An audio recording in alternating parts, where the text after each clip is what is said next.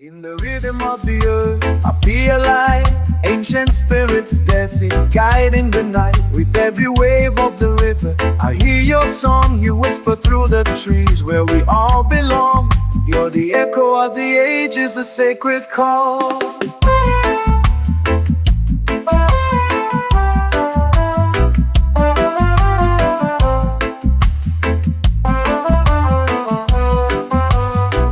You're the return of the ancient ones. It's true, the melody of life, it's all in you.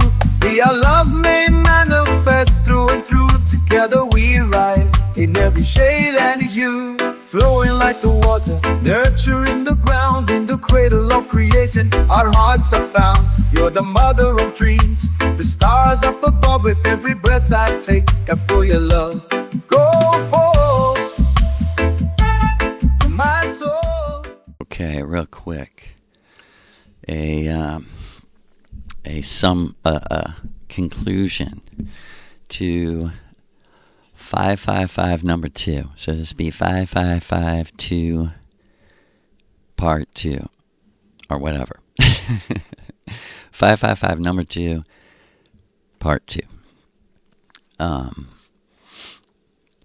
Getting caught up in everything I was saying, I basically forgot the most important part about the group ritual, and where someone came in my house while I was talking about someone coming in my house.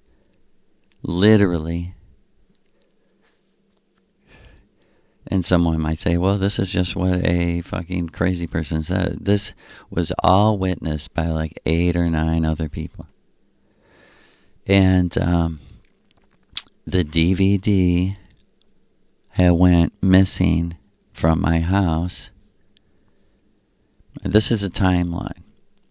The DVD went missing from my house. It never occurred to me, never once, that someone came in my house and took the DVD. I am a normal person. I was just flipped by it. I just was fucking baffled. I felt like magic was being done on me, right? And when this is what, the people around me are just such fucking assholes about everything.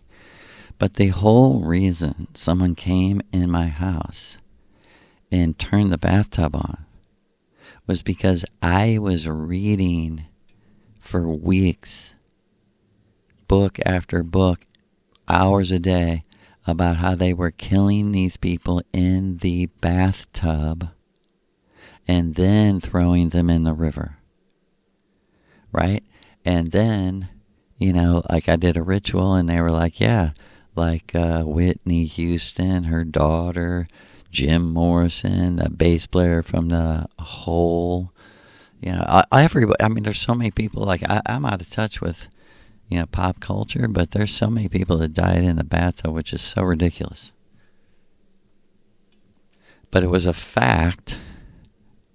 It was a fact that a scientific fact discovered by the people doing autopsies, that this was absolutely the case of these very controversial drowning cases where they kept finding in the autopsy that the water in the lungs was tap water, not river water.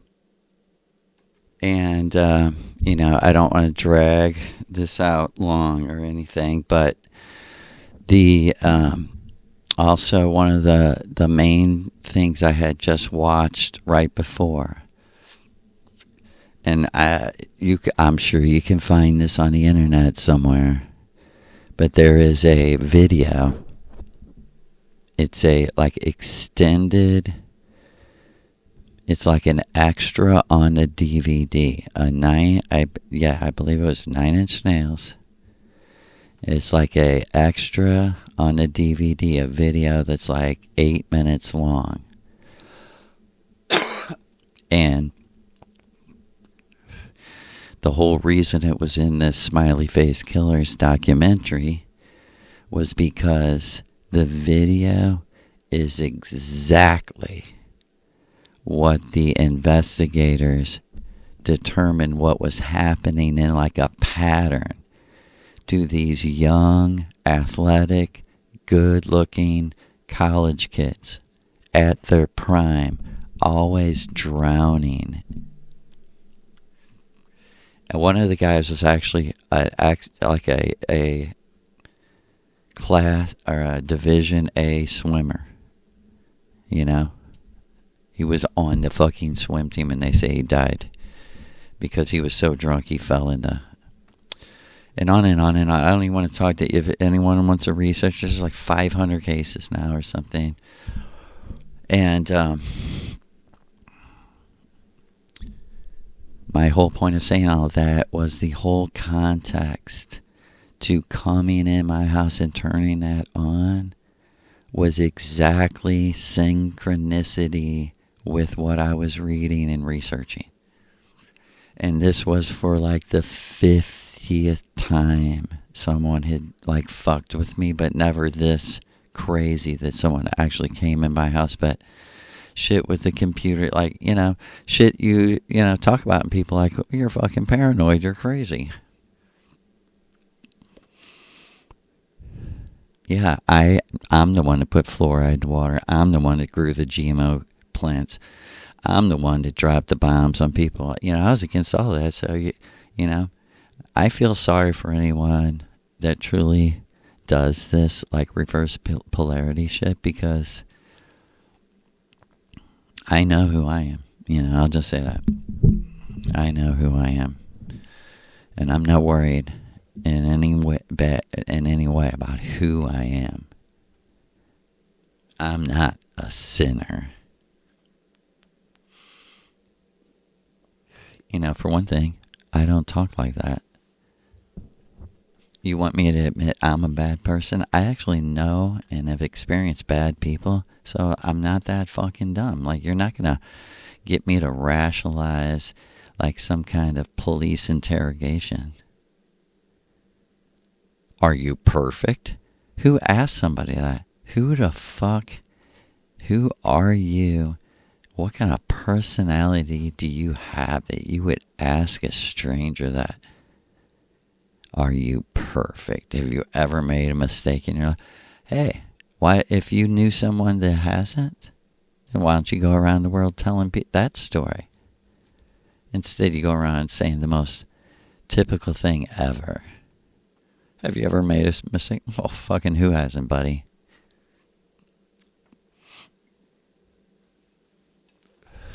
But what I'm getting at is when we did that last group ritual and someone came at my house, I forgot to tell the very end of the story. So, like I said, we heard the footsteps and the person go down in my basement, crash over a bunch of books and shit, walk up the stairs, walk down the hall, and then leave. And I absolutely swore the front door was locked when we started, but it was unlocked when I went out there. Who knows? Like Maria said, it's 2025, Joe. You think they don't have locks figured out? You know, with like magnets and shit where they can just open a door? I was like, yeah, of course that makes sense. And my son lives in the basement. This is the absolute truth. And like Maria said, it's probably best you did this in like a second part because it downplays it. You know, this is scary and fucking wild. And I'm not really scared, but like just, you know, really like seeing it again kind of makes me sick. So everyone goes home, right? I told you me and my daughter were looking up Robert de Grimston. My son finally, you know, goes down to his room because he was with us all night. And I think I even walked down there with him, like, let's make sure no one's down here, fuck, you know? And he's like, man, we heard him leave. And I'm well aware that ghosts can make you hear things, So maybe it wasn't, I don't think it was an actual person.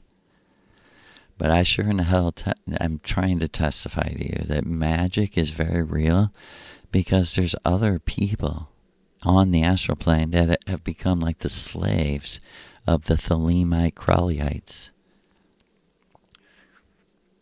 And see, when you say everyone's a sinner, you're saying everyone has a dark side, and you don't have a right to say that. You don't have the data proof. I am saying I don't have a dark side. I've never worried about that. Neither did my friend who killed himself, and that's why he killed himself, because he didn't have a dark side. And he's like, where the fuck do I fit in this dark world? But anyway, I'm sorry.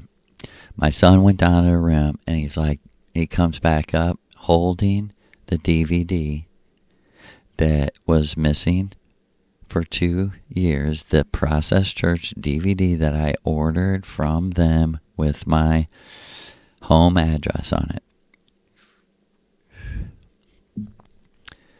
Right? That's when all of a sudden I went, hold on. Did someone come in my house and take that DVD and I didn't even realize it? Like what I'm trying to say is when they came in my house and turned on the bathtub, wasn't the first time they had come in my house. And it just changed everything. Everything has changed since then. And there's been times where I was like, I'm so stupid, why couldn't I control my mouth? And Maria was like, Joe, he is a fat, disgusting piece of garbage. His soul isn't. Who cares about his body? His soul really is. I knew what you meant. It doesn't matter, Joe. These people hate us. We hate them. We'll always... You have to understand, when you defend Christianity, you're defending child abuse. You're defending beating kids, forcing religion on them, scaring the fuck out of them, telling them there's a God that is going to throw people they love into an eternal lake of fire. People that, you think that's not going to be in an 8-year-old kid's conscience that, oh my God, my friend is, Asian and he's a Buddhist or something, or my friend is this or that, or my friend is an atheist, or, and that's going to be in their fucking psyche. It's going to be in their subconscious and in their energy field is like this crazy tyrant in the sky if we don't obey. And all the while smiling, going, he blesses me. How? With money.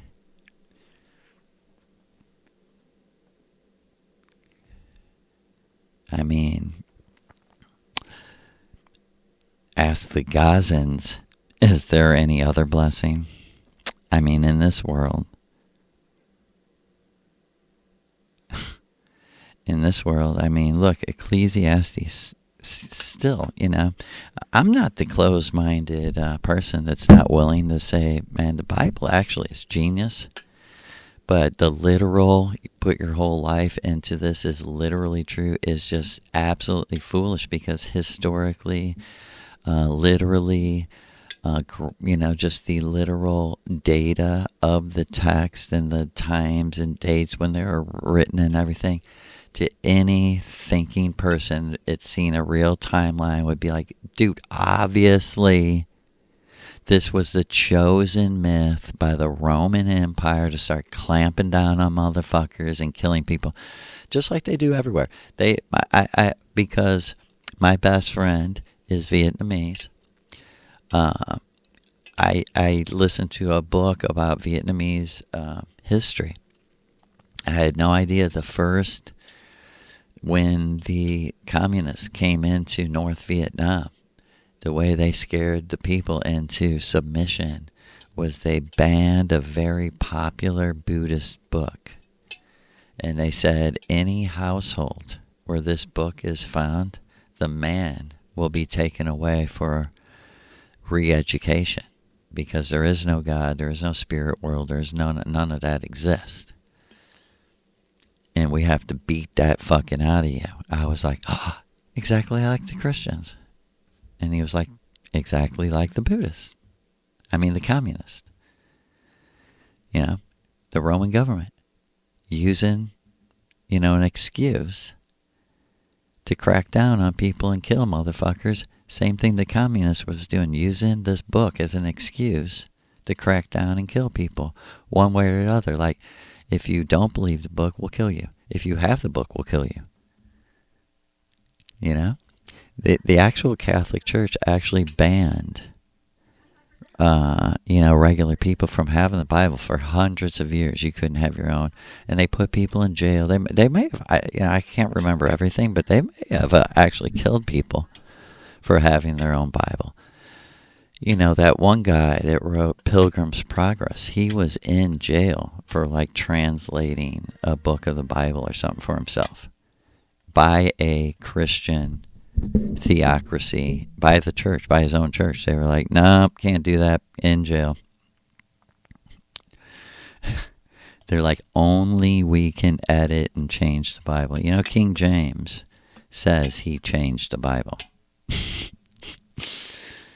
So stupid. It's just, like Maria said, one thing's for sure, Joe, we'll never stop people from believing just what they want to believe. Like, you can't teach a person to love the truth, and at the same time, we're wise enough to know, thank you for pulling back the mask and letting us know that you're too afraid to follow us, to be with us, to fight with us, to stand up for the poor, the starving, and people like, well, but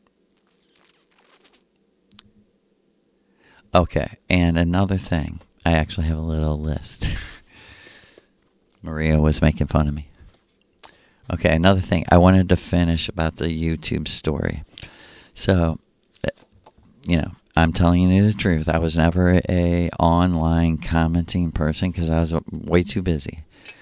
And the first time I ever left a YouTube comment, instantaneously the YouTube administration account, which my friend who does a lot of internet work and video work and website work told me, Joe, I've never heard of the actual YouTube admin replying. It's usually like a preset, thing. And it doesn't say YouTube admin. He said, I've never seen anything like this, ever. He said, it makes me think the whole page is fake and that you were commenting on a fake page that was only on your computer.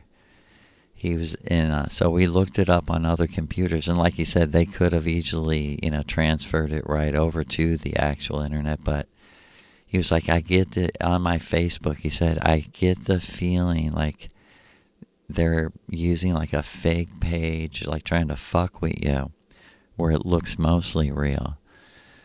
I gotta do something. And I swear,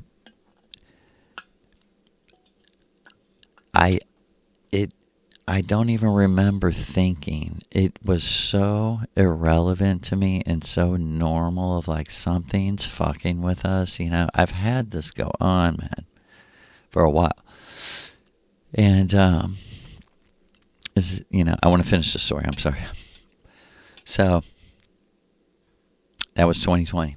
So, like, because of COVID, I was, doing, more activism. And this is actually why I recorded the first podcast, for real. That last ritual with the person coming to my house and shit, that's why, like 2 weeks later, is when I recorded the very first talk, how I met Maria. Because, man, it was, like she said, it was time, Joe. But so the second time I ever go on YouTube, I'm on my computer, and I'm like, okay, I'm going to, I can't remember why, but I was like, I'm going to look up Maria. And somehow I found this girl's video, and she is saying, like, where is Maria Orsic, now? Like, I believe she lived through World War II. It was just a young girl. I swear to God, I was just like, fuck it, I got a minute. I just wrote, like, a little short paragraph saying, like, I do a ritual that was taught to me by the Missouri River goddess, who later told me and proved to me, at least, that she is Maria Orsic, and that, it's good news. Her and Sigrun are alive and well. They're still best friends. They're still alive. They live on Venus, where we have bodies that don't die. And we're living in a simulation. And it was something like that. It went on for a minute. I was just trying to give her, like, the facts that I had. In, July of 2020. And no shit. This is the honest truth. As I hit upload, instantly, it didn't happen I didn't see it happen, but as the comment had uploaded, the whole entire comment, except for like a few phrases that weren't exactly the revelations from Maria, so coming to like the intro, like, hi, I'm Joe from the Maria Orsic channel. That wasn't crossed out. But all the accurate information about Maria Orsic had a line that just crossed out all of it. But you could still see it and read it.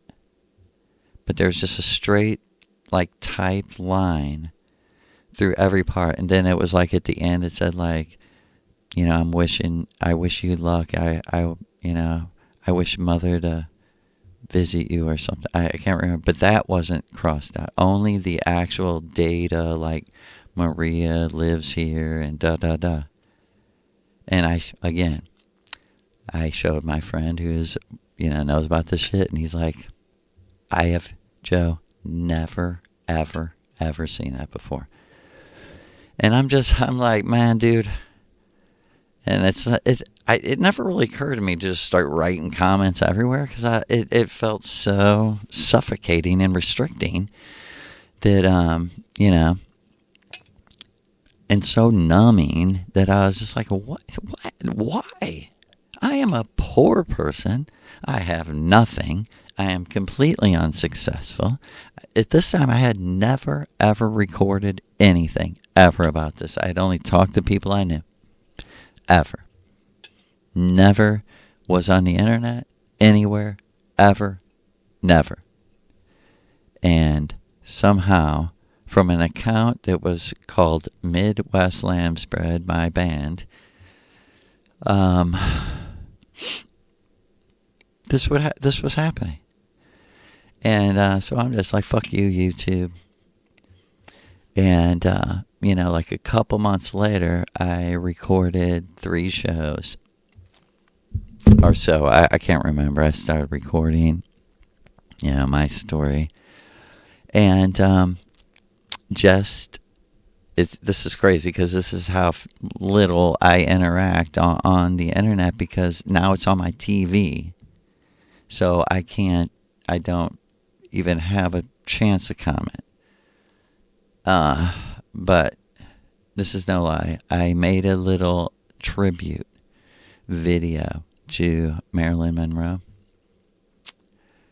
And I went on like another tribute video to Marilyn Monroe. And I in the comments I said, hey, I represent a lady named Maria Orsic, who's very much a fan of Marilyn Monroe, and we would love to know what you think about our tribute, to the specific movie, The Misfits.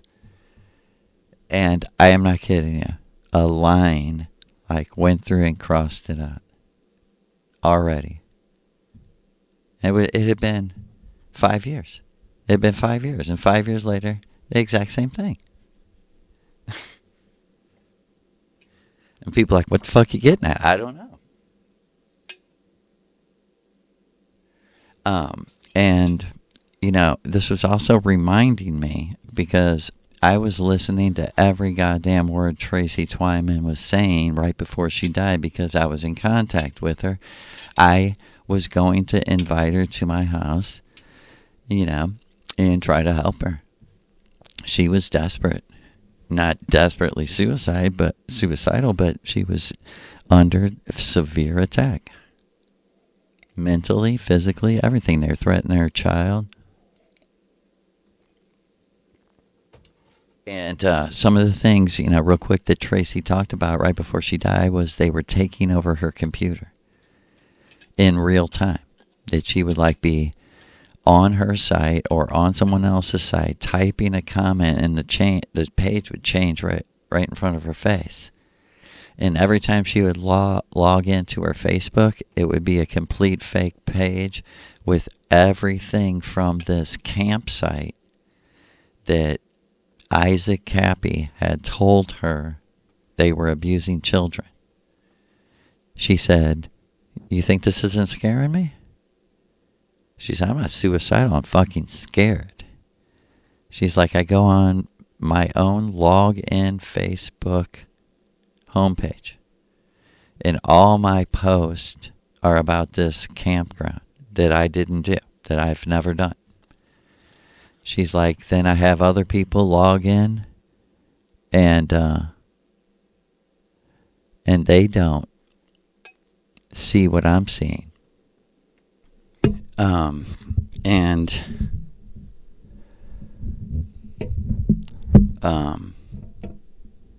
And I just literally, it baffles your mind that how can someone as insignificant as me, I've never put out a book.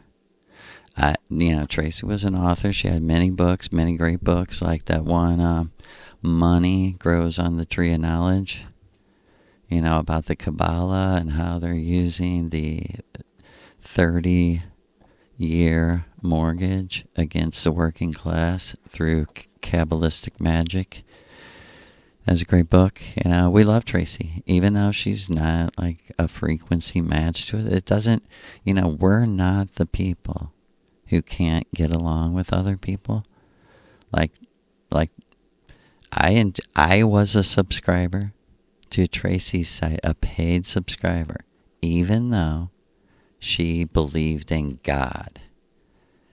And it bothered me. Like, why are you talking like a fucking Christian? Because you're scared. And so you're going to turn to the very thing that murdered and killed 100 million of your ancestors because you don't care about your ancestors, which is disgusting. Instead, you care about fictional characters in a comic book, because you're just a child, just still a child. And my last thing was that, like Maria said, doing, thelema, theosophy, Crowleyanity, and, Christianity too, because why? As long as you repent, it don't matter what you do. So listen, as long as you're living under grace, you can what? Do what thou wilt. Do what you want. Because you can't not be saved. You're not saved by anything you did. This is just one of the dumbest mind tricks to turn people's conscience off to the principles of evil before you. Do you realize the principle that you're working on is that God is so wrathful and mad about the very things he created out of himself. He's insanely mad that they won't obey him, which doesn't make sense. He's so mad that he only could be satisfied by nailing Jesus to a cross. What does that say about him? And the Bible is really a trick to lure Christians into their final trap, because Christianity today's Christianity, today's cracker and grape juice Christianity was developed by Aleister Crowley as a way to get revenge on the people who his father was pissed at and whom he hated. He hated because they were the ones who truly kept him from being successful at first in like the 1890s when Maria was being born. It was the Christians who were keeping his book sales down, and he hated them. He hated all their conservative ways. I mean, this is a complete, transvestite, homosexual Aleister Crowley. I'm not condemning anyone, but this is who created your Christianity, and now you can see why. See, God is a monster that's only satisfied with the blood of his own son, the literal, disgusting, sticky blood, right? And the reason why all of this has been done is to set up the total destruction of Christianity, Judaism, and Islam. To prove it's a complete false reality that was masterminded by the black magician Aleister Crowley through the British Israelitism philosophy that was created by him and magically implemented by the money and banking of Rothschild. They created the nation-state of Israel, which could only be created with a Messiah. Crowley was the Messiah. Why? Because he's 666, the beast. No one else would even dare claim it. At the moment that they were like, we want this nation Israel to begin, who is, the people with the money, called upon the people who could hear from the gods and hear from spirits and ghosts and blah, blah, blah. And they said, Aleister Crowley, Aleister Crowley, Aleister Crowley. That's why Hollywood is based on Thelema. Pop culture is based on Thelema. Pop music is based on Thelema. Everything commercially magic is filtered through the Kabbalistic lens of the chosen. And like Maria, she's pretty good there, boy. Preach it, boy. And we're trying to have fun. But Maria, seriously, is, like she said, I teach this in my school. I know what I'm fucking talking about. To do what you want is not the polarity there is do what you want on Venus is naturally right. Do what you want on Earth is naturally revealing who you really are. Oh, really? You're going to do what you want, like feed your fat face while fucking people starve? Like, I can't help it. Do something. Cry out. Do what you have to do to overcome your enemy. Your enemy wants you to do this. To the people doing drugs or shooting heroin or whatever. Your enemy wants you doing that. Your enemy wants you destroying yourself and coming back and doing it again. It's a perfect way for you to die, to say, you wasted your life. We're giving you an opportunity to try it again. You know what? It won't even happen like that. You'll be begging to try it again. You'll be begging to go back. You'll see a memory and go, is there any way I could go back and try it again? Yeah, there is. Right now. You're being born through your mother's birth canal. Right now, buddy.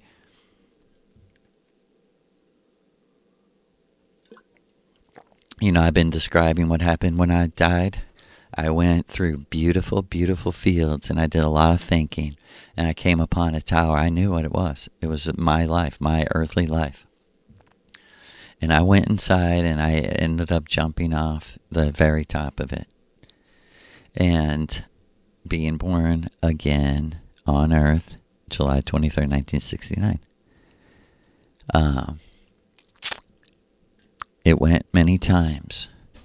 And then, like Maria said, why do you think I'm helping you remember this, Joe? The most important moment of my life. I had seen just the absolute total lies of World War II and how many people suffered and died for nothing, and that no history book was going to remember them or love them or care about them. I was seeing how tragically sad it was for like an average good German soldier to just be like, "You're monsters. How dare you defend yourself?" You see how this mantra continues to Gaza. How dare you fight back? We already took all your weapons, your food, and you're still fighting back.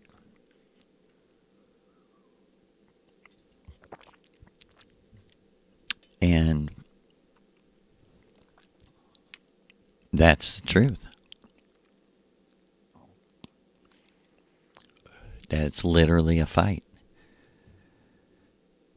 And I didn't know what I was seeing. I was seeing the saddest thing. I swear to the gods. And, perhaps, I don't know.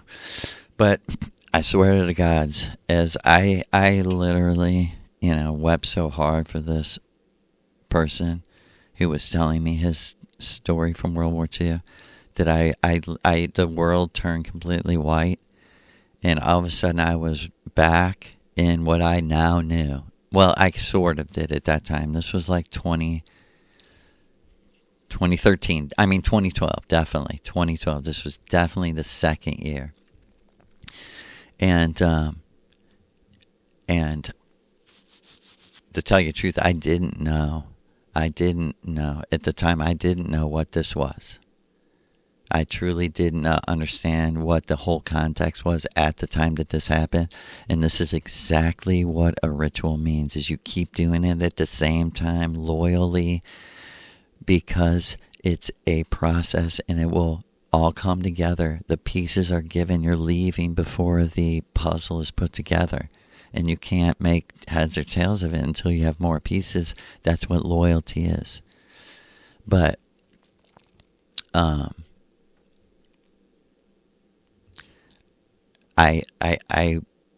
found this out late. It was like I learned this in reverse. So this was the first time I ever seen this. I was like on a sort of hill, and I had just like walked over the hill and seen this beautiful valley of red flowers. And it made me feel so good. Like I was just like, I didn't see any people, which kind of, alarmed me. And I now know, I later found out that this is what happened to me the last time I died. And because I had been dying over and over, going into the tower, jumping off, and being born again.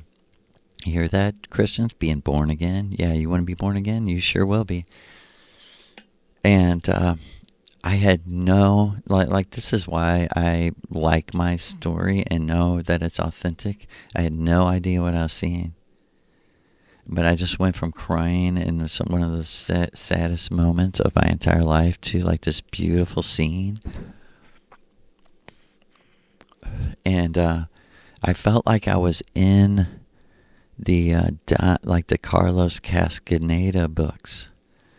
I was like, I am just out of my body in another world, and it's beautiful. It's so pretty. This wind, it was like a light, beautiful breeze. It was like 70 degrees. The sun was shining on this beautiful field of red tulips. And in the mushroom ritual was like a beautiful break to all that crying and sorrow and sadness that I felt for this person who lost his wife and children, and they lost him. And he was only 22 years old, and she was only 19. And it was just a baby. And I can hear Maria saying, if we're doing this for any reason, it's because we care, and we don't care who listens, right? And I was taking I was taking my time because it felt so good. I finally felt so peaceful. Like the wind would start blowing and I would stop, and it was like I was just like absorbing it. Like, man, dude, why have I never just stood in the wind and enjoyed it. I was thinking like water, air, earth, and fire. I was like, why don't I enjoy the air more? You know? And I got down into the flowers. And, you know, years later, I would have the same vision, but it has a different ending. And it also had me recognizing, like, something's fake about this whole thing, even though it's so beautiful. But in this one, this is what happened. I got all the way down there, and I was, like, walking in the tulips. I was literally tiptoeing through the tulips when I realized, like, oh, shit. These aren't wild. There were so many of them. It was so thick. But all of a sudden I noticed, oh, man, there is rose. And I'm stepping over the rose. I wasn't stepping on the flowers, of course. And all the while I'm seeing this big tower in the background and wondering, like, what the fuck is that, you know? And thinking, like, I guess that's where I'm supposed to go, you know? And so I finally get on, like, one of the rows, and I'm, like, walking parallel, kind of away from the tower. But I'm like, fuck it, I'm just going to walk the row. It's got to come out to, like, a main row. And I'm walking, and all of a sudden I hear, Joe, here I am. I've told this story before.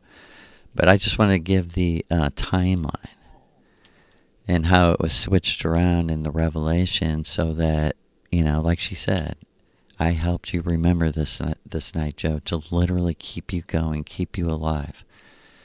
Because when the girl ran up to me, see, this is what was happening is my life was repeating. I was going into the tower, jumping off and being born right back into the same life, and every single thing was happening, not exactly the same, but the same enough to make me end up exactly the same place. You know, and especially every major event that led to me dying that way. And she actually explained that to me, like in a few words of like, it's okay, it was never real, like it all like led to this. And you did it. I went, did what? And she was like, I know it don't seem like it, but you found me.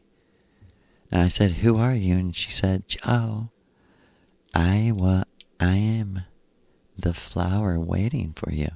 Because she was handing me a flower. And I went, what? It was like poetic what she said to me. It was like I almost didn't understand it. I wish I knew the exact words, but it was pretty. You know, like she said, like something poetic, like, you know, I've come here to give you this flower because I am the flower that was always waiting for you. And I just instantly started bawling. So uncontrollably, I could hardly hear what else she was saying. She was going, it's okay. I know you're happy. She was going, I know you're crying out of happiness. But it's okay. It's okay that, and she said, it's, you know you know why you're crying. Because eternal true love really is true. The book comes true in real life. That's the difference. And I understood she was saying the difference between the Bible. And she like snapped me out of it. I went, what now? I was still crying, but I said, I want to know for sure, what book are you talking about? And she said, Nos. I'm your amour. I'm your last flower. I'm your magic flower. I'm the flower you must jump in to dream the dream no one else can dream. That's what she said. I did pretty good. Thank you, Maria. Maria probably really helped me. Because I'm sure I did tell her all about this. And that was like quoting, you know, from Miguel Serrano's book, Nos, the Book of Resurrection. And I'm saying, you know, and why I'm saying this is, see, there was something missing in all my effort, all my suffering, all my wanting and being willing to do whatever it takes to know the truth and even get out of here and go home. There was something missing. Something missing to cause me to keep going around, to learn more and learn more. And like she said, truly, Joe, I'm here because truly you can't do it again. I mean, you are at your fucking wit's end. And, okay, and then a year later, yeah, I'm remembering dates pretty well. A year later, I'm reading because Maria recommended, like she said, you don't have to. I'm not forcing you.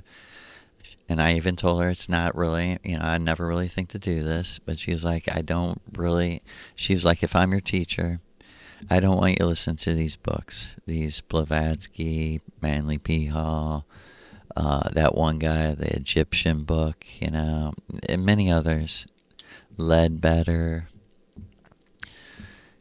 All kinds of, and it's just information. Like, she knows that. And she's like, I know it's just information. I don't think you're dumb. I don't think you fall for everything. But she literally said to me, as a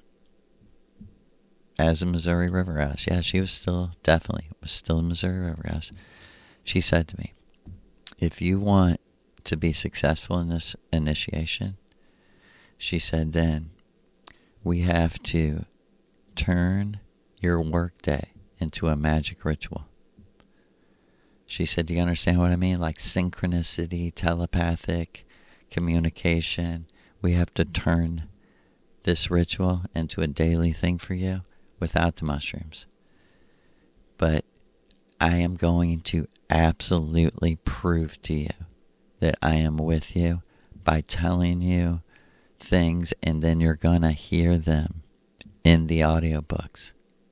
And then you're going to know why I said them, and you might not know why till then. And she literally told me which book to start with. And she literally told me, after I listened to a couple, I know Needful Things was the first one. Dead Zone might have been one of them, the first ones. But she definitely was like, you know what?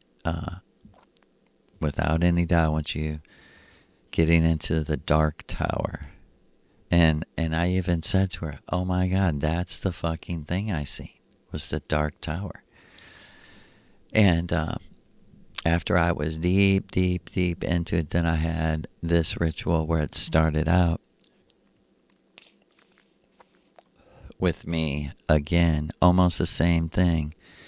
A year later, I'm walking through, and then I'll tell you how it was explained to me. But I was walking through. I explained, I've told this before. I was walking through, and this time, no girl, no last flower, no I'm your amor, and I'm even noticing these flowers are two perfectly in rows. They weren't like bushy and like kind of wild rows like before. Now they're in like digital, very tight, like commercial, corporate rows. So digital that I actually had the thought out of my body, totally forgetting, is this a simulation? I mean, that's not real. I literally looked at, when I got to the Valley of the Flowers, I looked and I said, this isn't real or something. Like, that's not real. Nature isn't like that, even on a farm, except for a total commercialized, fucking corporate farm, But, and I went from like, the beautiful, peaceful breeze into that valley where I was starting to feel uncomfortable. Like this might be fake. I started to feel like, man, now I don't feel right. Now I'm troubled. Now I have anxiety, And as I said before, a door opened up on the tower. And for me, growing up, there was a dude called Evel Knievel. He dressed like a red, white, and blue superhero uniform, but he rode a motorcycle. He did motorcycle tricks and shit. Jumped over shit on motorcycles. And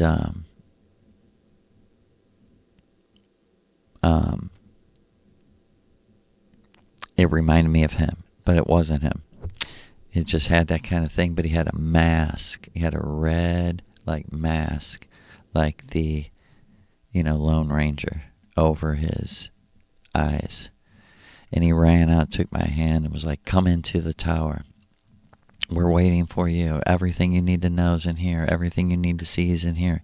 He was just talking fast, grabbed my hand, and literally, we were running.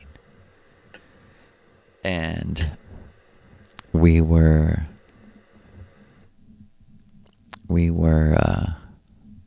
and I told them how I went in the tower, and they were like, not they, no one, but it was like each floor, it was a big ass fucking place, a big, like, it looked like a warehouse size, but it was like all techie. Once I got in, it looked like Lord of the Rings on the outside, like old Gothic, but once I got in, it was full of technology, like super high technology. And it was like real peaceful, like shit was like floating around in the air, like bubbles or feathers or something. It was so like, it was trying to be like all blissed out and peaceful. And like floor by floor, I was actually getting bored. I was getting sick of it. I was like, hey, at first I was emotional. I might have cried a little bit. Like the second floor, I was getting less. By the fourth floor, I was like, whatever this is, like, I already know this. This is my own life. Like, you're not showing me anything at this point. Like, what are we not wasting time? And right when I said that, like, I realized, oh shit, this room's different. And it was very small. And it was full of mirrors. Like, it was like, kind of like, octagon-ish. Like with like 8 walls or something, and like not necessarily doors, but like little spacers, and it was all this like peaceful kind of shit hanging from the wall, hanging from the ceiling, and it was like all wood finish, lots of mirrors, like a wood ceiling kind of going up in a point. And like, as soon as I stepped into it, my intuition was like magic. Like, this is the magic room. This is the room of magic. And see, this had been happening to me over and over and over again. The girl with the flower happened the last time, right? See how it was reversed? Like, it happened like 900 times to me, the way I'm telling you now, where I walked into this magic room and all this, out of the corner of my eye, I was like, holy, this shit floating around the room, like actual physical objects, and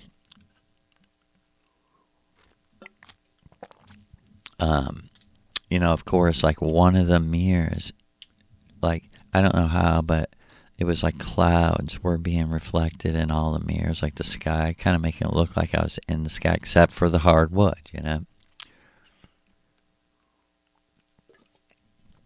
And I looked around the room, and like, my first thought was like, how didn't I notice that when I first stepped in here?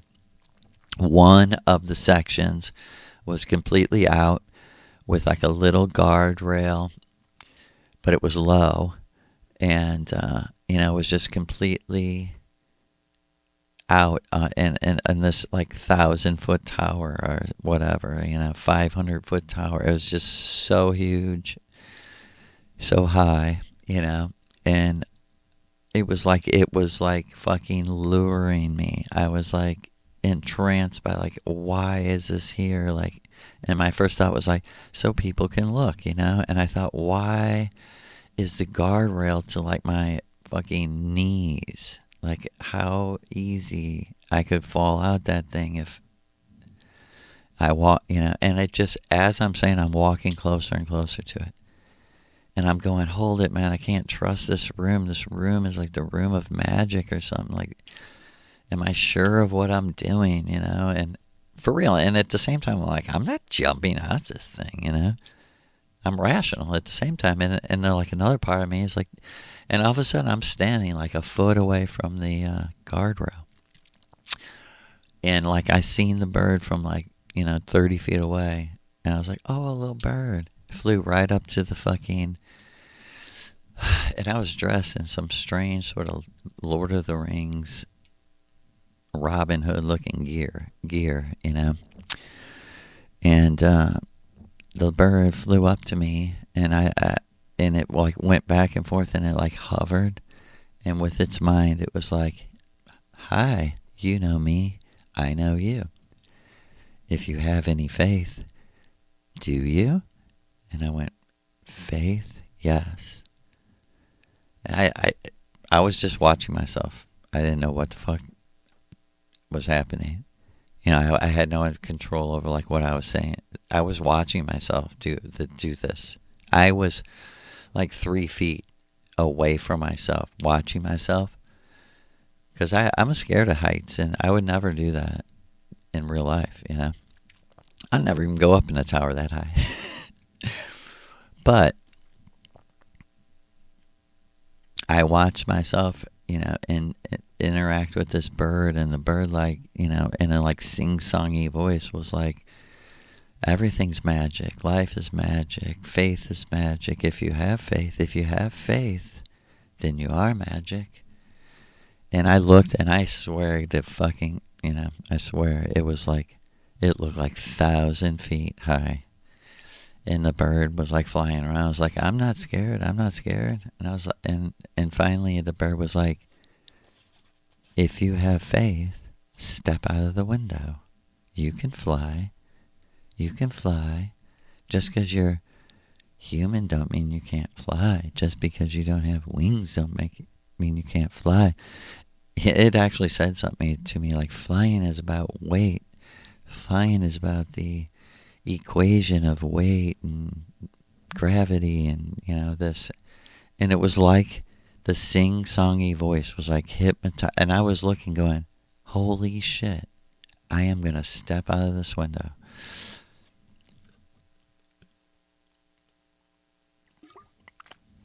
And as you know, my story is I stepped out of that window many, many times. And to link it all up, the very last thing before, like for me, telling my best friend, Jesus Christ did not die on the cross for your sins, was like a major thing for me, because we were Christians our whole life, basically. Brought up, born into it. But not forced on me, not in any way, But it's very odd that once I had made that decision, because leaving Christianity was like a step-by-step process for me. So my first process was like I found out absolutely the book of Revelation is fake. It's false. It's plagiarized. It's pieced together. It's some kind of magic. I actually found that out on my own through my own research, and you can do the research. The book of Revelation is taken from many other books and pieced together. I'm not saying it's not black magic. It is black magic, but it's not. That's not what makes it true. The actual analog words were stolen from other pieces. It's not an original work, is what I'm trying to say. I found that out first. I told my friend that. I didn't even understand. That's like telling another Christian that you're possessed by the devil or something, And so and this was my hardcore Christian friend. And so I'm studying and reading the rest of the Bible. And I'm just like, I start praying. I've seen you 3 times, Jesus in dreams, if you're real, Explain it one more time to me, because this doesn't make any sense to me. And this book is not making any sense to me. Like, I'm reading your words, you don't make sense to me. And, because he's always supporting Moses. Like, well, Moses, who would give a fuck what Moses said if it wasn't true? The whole context is Moses was true. Everything Moses said was exactly true till I got here. Who cares about you and your stupid religion? There's a million other religions. It's only because of gunpoint, swords, blood, guts, and gore that it's in every Walmart. In every fucking Hoosier fucking jailhouse fucking conversion. You know? This is a slave religion. And I don't mean for people who are forced into physical slavery. I mean for people who willingly put themselves in mental slavery. It's for you. It's perfectly built for you. It's perfectly safe in this American white culture. Play it safe.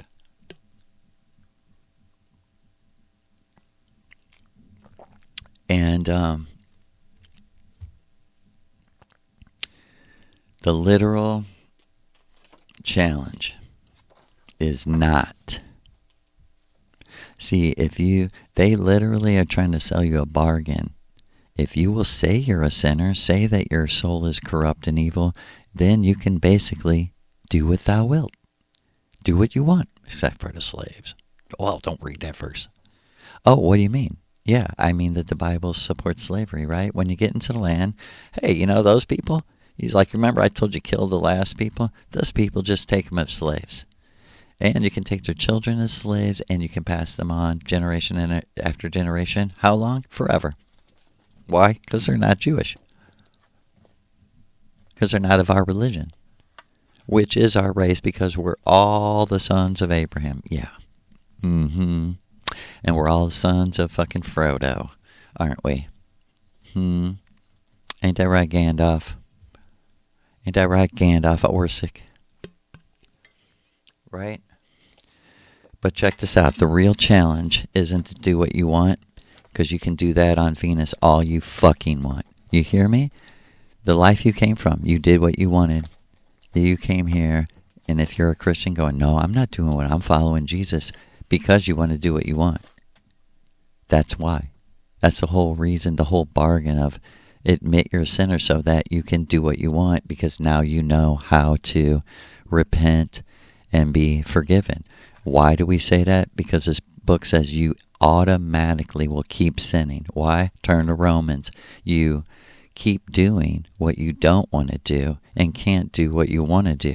That's a curse. That's magic. You check this out. Listen to this. Did you hear what I just said, what the Bible says? Go look that up. Romans. Right? You can't do what you want to do. Good. The good things that you want to do, it says you can't do because of your nature. I mean, imagine, on the other side they're saying, do what you want, do what you want. And this says, you can't do what you want if you're good. Why? Because you're bad. I mean, this is the most diabolical psychological trick to say, this is the one true God that came up with this psychology of tricking you into saying you're as evil as a murderer. I guess also, you believe that murderers should be forgiven and brought to paradise while their victims are burned in eternal hell. Because that's what Jesus did on the cross, right? He forgave someone, but didn't give a fuck about their victims. Didn't give a fuck about his victims. Openly right in their face, because the whole thing is a trap. The whole thing's a trap.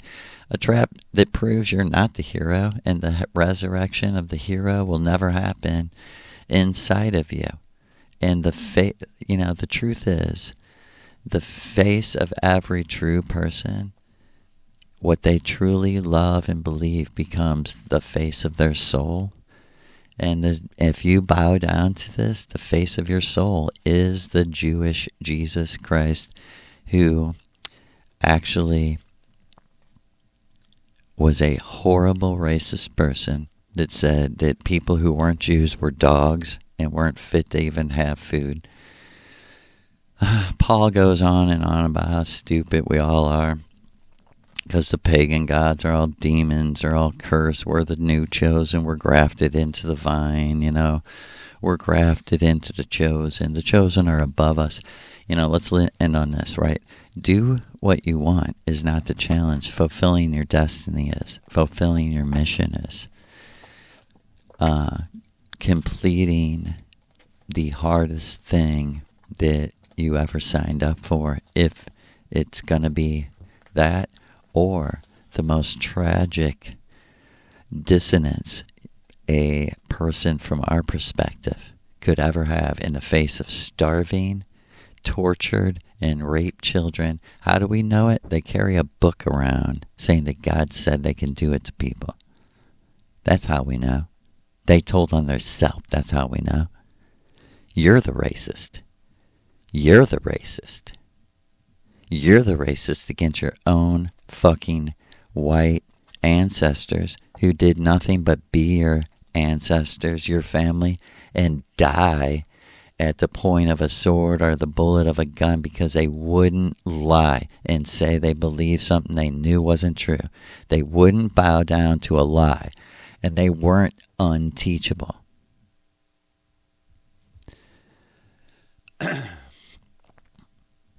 So, to do what you want for our people is to fulfill the essence mission, to meet the self and actually glorify, brighten and enlighten with the most beautiful energy the true self through the avatar's enjoyment, joy, and laughter of his own or her own true self, which is the magic essence that can make you actually one with people and switch bodies on any plane existence, back home in the energy body, in the simulation, in the astral plane, on the other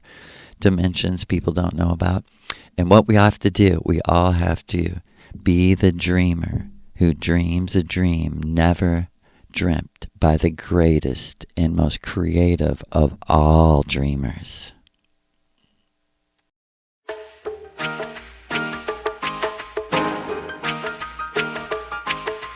Jojo dreams of mysteries untold of the woman who lived in the stories of old. Maria, oh Maria, with eyes like stars so bright, guiding through darkness into the light. He hears her whispers in the moon's soft glow. In the secrets of the wind, her voice seems to flow. Maria Orsic, the world changer unseen. In Jojo's heart, you become his queen. Maria, Maria, rise from the past. With Jojo beside you, your legacy will last. Changing the world one heart at a time. In his dreams, here's your rhyme. She speaks of love, of unity and peace, of a future where wars and divide cease. Maria, guiding Jojo's heart so true, with a vision of a world that feels brand new. She came with wisdom, time and sense strong, telling Jojo the world we all get along. With every word, she lights his way. Maria, Maria, rise from the past. With Jojo beside you, your legacy will last. Changing the world one heart at a time. In his dreams, he is your rhyme. Through the veil of time, her spirit shines, helping Jojo see the world's inside. She shows him how love can break every chain, turning his sorrow into hope again. So here's to Maria, the mother of dreams, hope and love for the human race. Maria, Maria, forever stay in Jojo's heart, you're guiding his way. With visions of light and the world reborn, he carries your spirit from dusk till dawn. We're changing the world one heart at a time. In his dreams, he is your rhyme. For Jojo, a heart so true, with Maria Orsic guiding him through. Changing the world in her name, he holds her lights, igniting the flame.